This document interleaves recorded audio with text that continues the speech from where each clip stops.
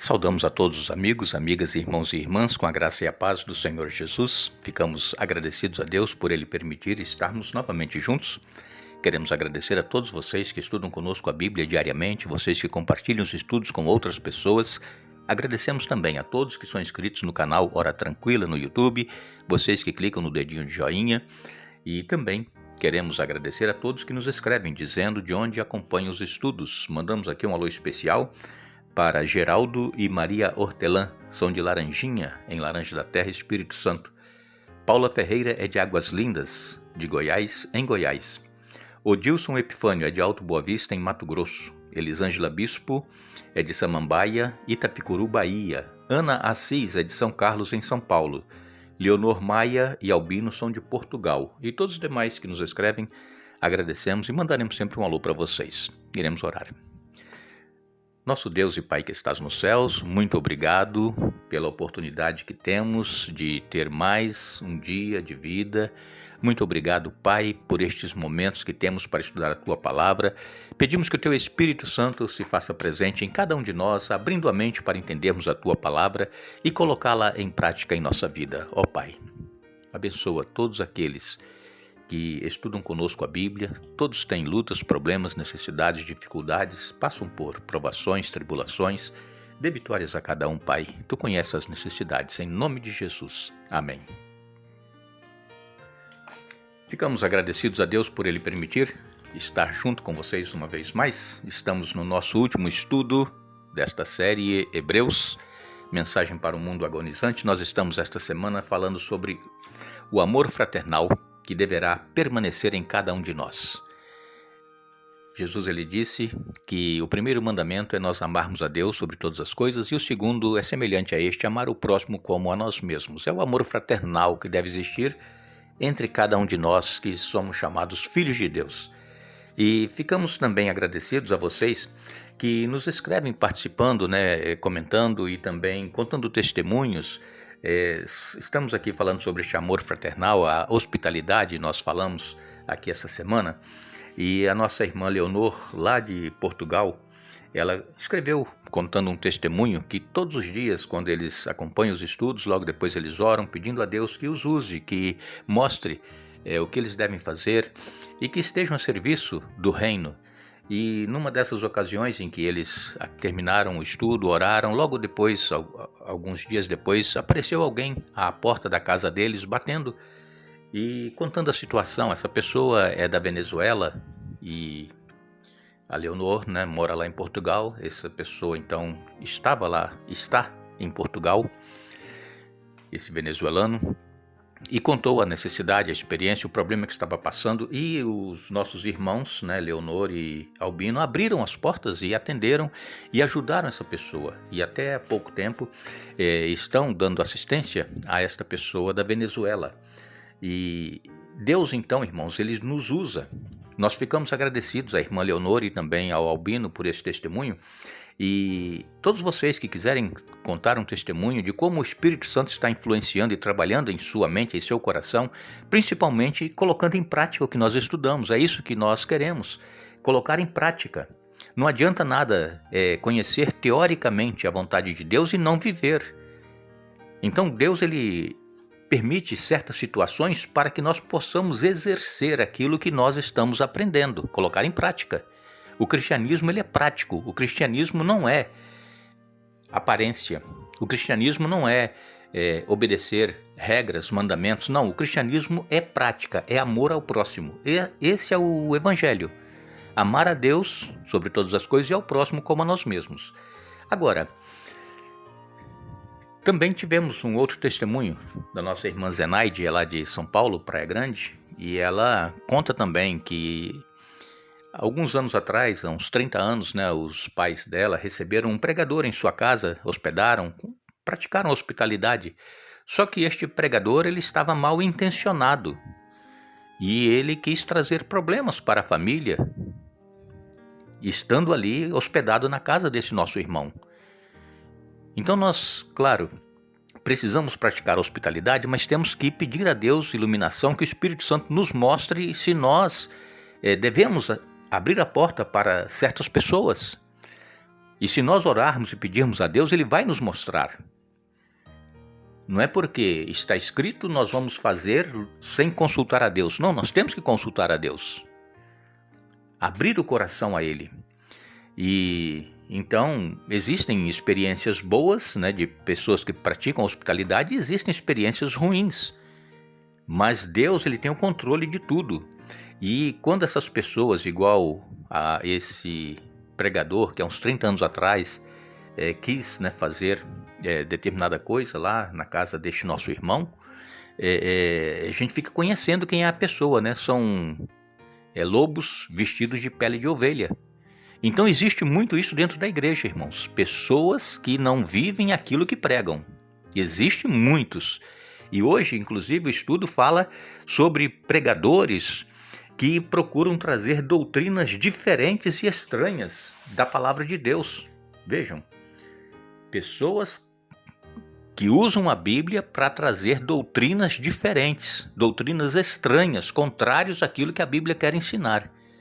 Por exemplo, aqui em Hebreus capítulo 13 e no verso 9, nós lemos: Portanto, não se deixem atrair por ensinos novos e estranhos. A força de vocês vem da graça de Deus e não de regras sobre alimentos que em nada ajudam aqueles que a seguem. Então nós temos que ter cuidado com doutrinas novas e estranhas. E o que tem acontecido muito ultimamente são líderes mundiais dizendo que certas partes da Bíblia já não são mais necessárias, que o Gênesis não é exatamente aquilo que está escrito ali, que Deus falou e tudo apareceu, e que em 7 dias literais Deus criou o mundo, que Adão e Eva é uma fábula. Então, existem líderes mundiais que pregam doutrinas novas e estranhas. Nós temos que crer na palavra de Deus assim como ela é. Deus, Ele é o mesmo ontem, hoje e eternamente. Nós temos falado isso todos os dias no final do estudo. Jesus, Ele não mudou, Ele não muda. A palavra de Deus, ela não muda. Jesus mesmo disse que pode mudar os céus e a terra, mas não será mudado um jota ou um tio da palavra de Deus. A palavra de Deus, ela permanece.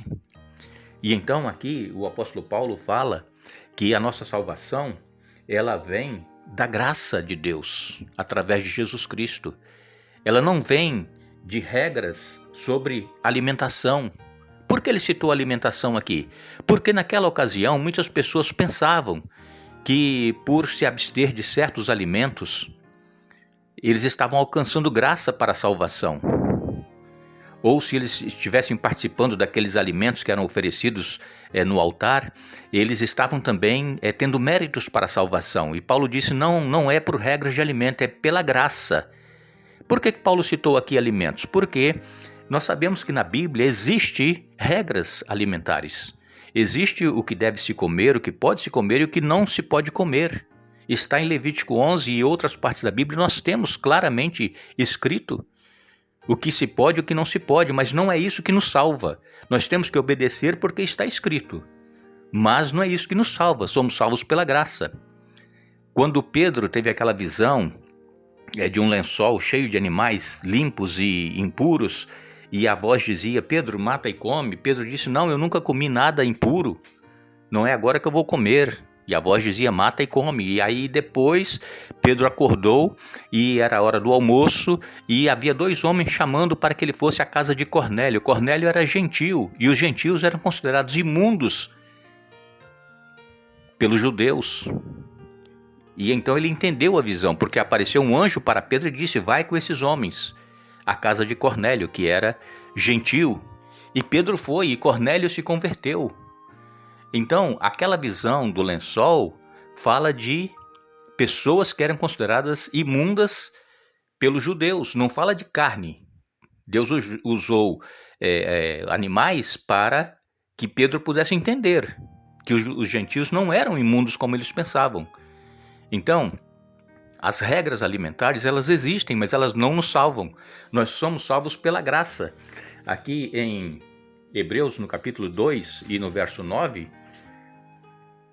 o apóstolo Paulo, ele escreveu, Contudo, vemos Jesus que por pouco tempo foi feito um pouco menor que os anjos e que por ter sofrido a morte, agora está coroado de glória e honra, sim. Pela graça de Deus, Jesus experimentou a morte por todos. Então a salvação ela é pela graça, pelo sacrifício que Jesus realizou na cruz do Calvário.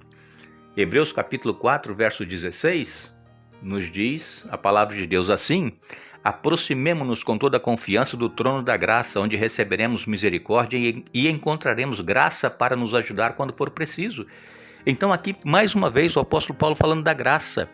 Jesus ele está no trono celestial, ele é o nosso sumo sacerdote e ele, através da graça, nós podemos chegar confiantemente à sua presença, a fim de alcançarmos graça e misericórdia em tempo oportuno, em momentos de dificuldades, quando nós estamos necessitando.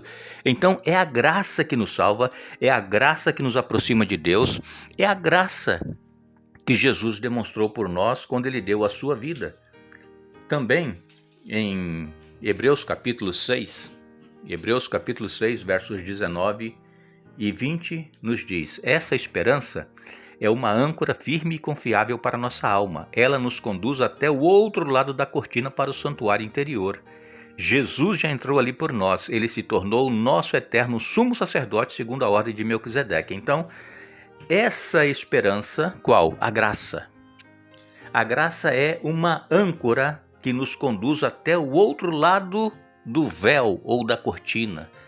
Quando no santuário terrestre os sacrifícios eram realizados, havia 2 compartimentos dentro do tabernáculo, lugar santo onde o sacerdote entrava todos os dias, e o lugar santíssimo onde somente uma vez por ano o sumo sacerdote podia entrar. Não podia entrar mais ninguém em nenhum outro dia do ano, somente uma vez por ano.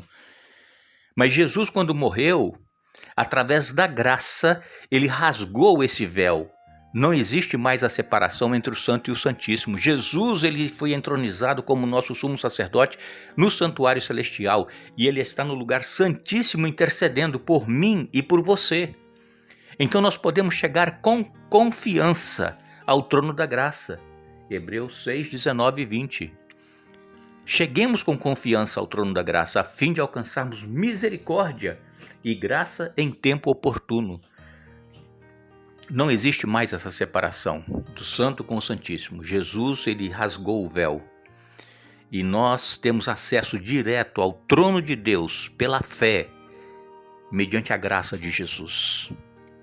Que nós tenhamos a certeza, a confiança de que quando nós nos colocamos de joelhos, nós estamos adentrando a presença de Deus pela graça de Jesus, pelos méritos de Jesus e não pelos nossos méritos. Nós temos que ter muito cuidado com doutrinas estranhas e novas que estão sendo pregadas, que nós possamos permanecer fiéis no assim diz o Senhor, assim diz a palavra de Deus. A única coisa que mudou na Bíblia é a questão de oferecer sacrifícios como eram oferecidos até quando Jesus morreu. Todos aqueles sacrifícios, aqueles rituais apontavam para Jesus. E quando Jesus morreu, ele morreu uma vez por todas e não é necessário mais sacrifício, somente a fé. Porque aquilo que estava sendo prefigurado no Antigo Testamento foi cumprido em Jesus e agora nós temos acesso direto ao trono da graça através de uma oração. Que Deus nos abençoe, Deus nos dê um bom dia. Retornaremos amanhã, se Deus assim nos permitir, e não nos esqueçamos, Jesus Cristo ele é o mesmo, ontem, hoje e eternamente. Hebreus capítulo 13, verso 8. Que Deus nos abençoe.